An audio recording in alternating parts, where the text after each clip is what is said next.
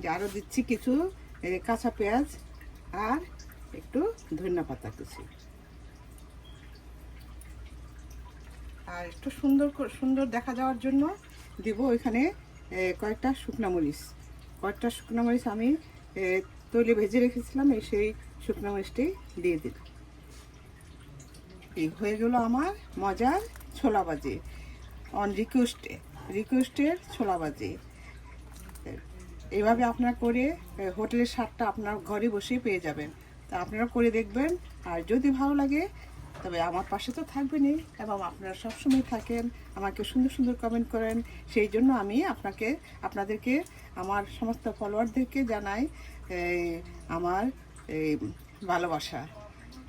সবার জন্য রইল আমার অবিরাম ভালোবাসা। তো এইভাবে আপনারাও করে দেখবেন, আপনাদেরকে আপনারা নিরাশ হবেন না, আপনারা এটা খুব মজা পাবেন। তো যাই হোক, আবার এরকম ভিডিও নিয়ে আসা পর্যন্ত আপনারা সবাই সুস্থ থাকবেন আর আমার পাশে থাকবেন। তো আল্লাহ হাফেজ, আর আমার জন্য দোয়া করবেন। আল্লাহ হাফেজ, বাই, আসসালামু আলাইকুম।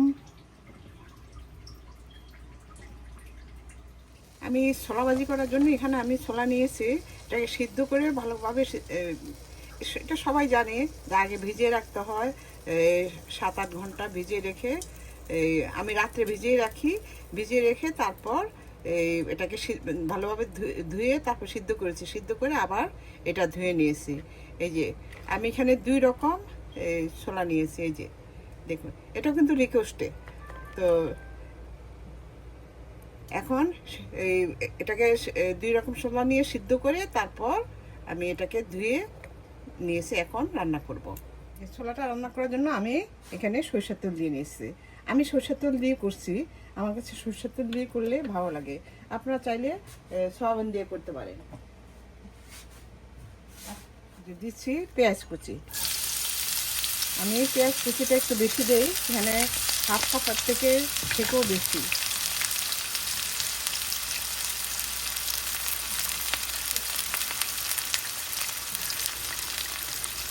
এই যে আমার পেঁয়াজটা মোটামুটি ভাজা হয়েছে, এখন আমি দিয়ে দিচ্ছি একটা রসুন আর আদা। এই যে কিউব করে রাখা এই আদা রসুন দিয়ে দিলাম। এই দেখুন, আমি এটা আসলে কিউব করে রেখে আমি পরিমাণ মতো যতটুকু লাগবে ততটুকু দিয়ে দিলাম।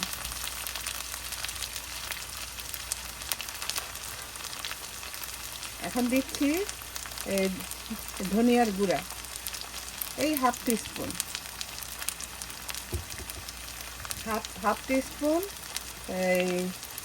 এই যে মরিচের গুঁড়া, লাল মরিচের গুঁড়া,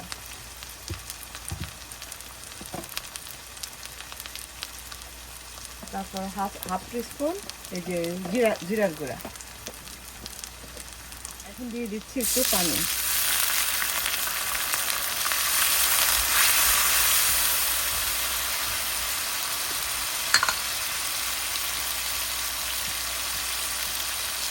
আর দিচ্ছি হাফ টিস্পুন হলুদের গুঁড়া।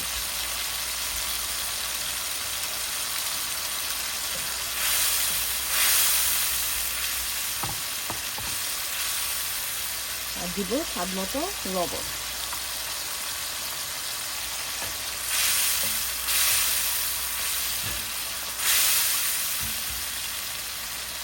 মশলাটা কষানো হয়ে গিয়েছে, যে দেখি এখন আমি ছোলাগুলি দিয়ে দিচ্ছি। আমি অবশ্য দুইটা মিলে মিক্সড করে করেছি, আপনারা যে কোনো একটা দিয়ে করতে পারেন। আমার কাছে ভালো লাগে মিক্সড করে ছোলাটা ভাজলে, আমার কাছে অনেক ভালো লাগে।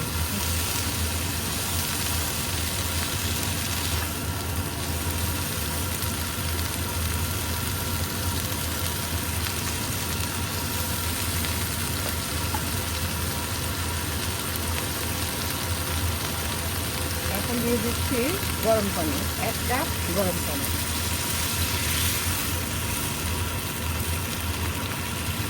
দিয়ে আমি একটু ঢেকে দিব।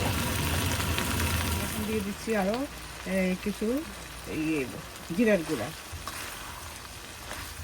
তাহলে ফ্লেভারটা সুন্দর আসবে। আর দিব একটু এই গরম মশলার গুঁড়া সামান্য,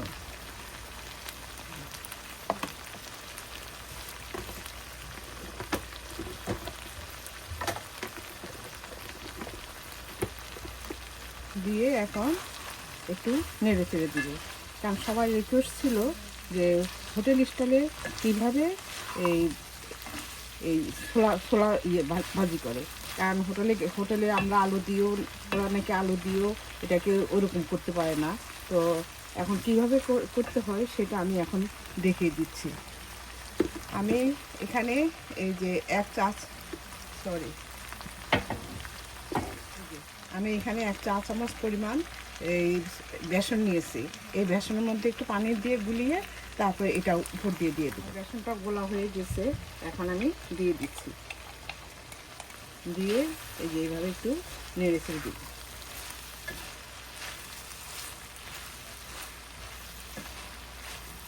অনেক সময় অনেকেই মনে করে কি আবার ছানা দেয় নাকি, কিন্তু আসলে এই বেসনটাই আর কি হোটেলের সিক্রেট হলো ওরা এই বেসনটাই গুলিয়ে দেয়। তা আমি আপনাদের সাথে সেই ওদের হোটেলের সিক্রেট ইয়েটাই আমি আপনাদের সাথে শেয়ার করে দিলাম।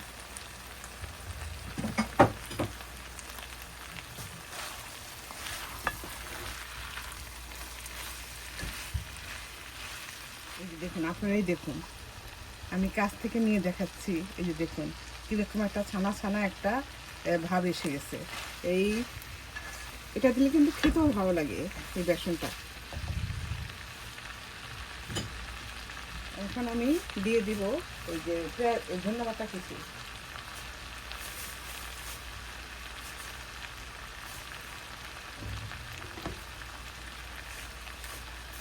যে ধন্যবাদটা। আমার ছোলা ভাজিটাও হয়ে গেছে। আপনাদের কাছে এই ভাজিটা কেমন লেগেছে আপনারা কমেন্ট করে জানাবেন, আর এটা সবার মাঝে শেয়ার করে দিবেন। এই যে দেখুন, এখন আমার এটা হয়ে গিয়েছে, আমি এখন নামিয়ে ফেলব। এখন আমার এই মজার এই যে ছোলা ভাজি, এই যে আমি কিছু আদা কুচি এই উপরে দিয়ে দিচ্ছি। কারণ আদা কুচিটা আদাটা এইভাবে খেতে মানে খাওয়া খুবই ভালো, তো সেই জন্য আমি এইভাবে দিয়ে দিয়েছি। আপনারা এটা দিতে পারেন, কারণ দিলে ভালো লাগবে। আর দিয়ে দিচ্ছি কিছু পেঁয়াজ বেরেস্তা।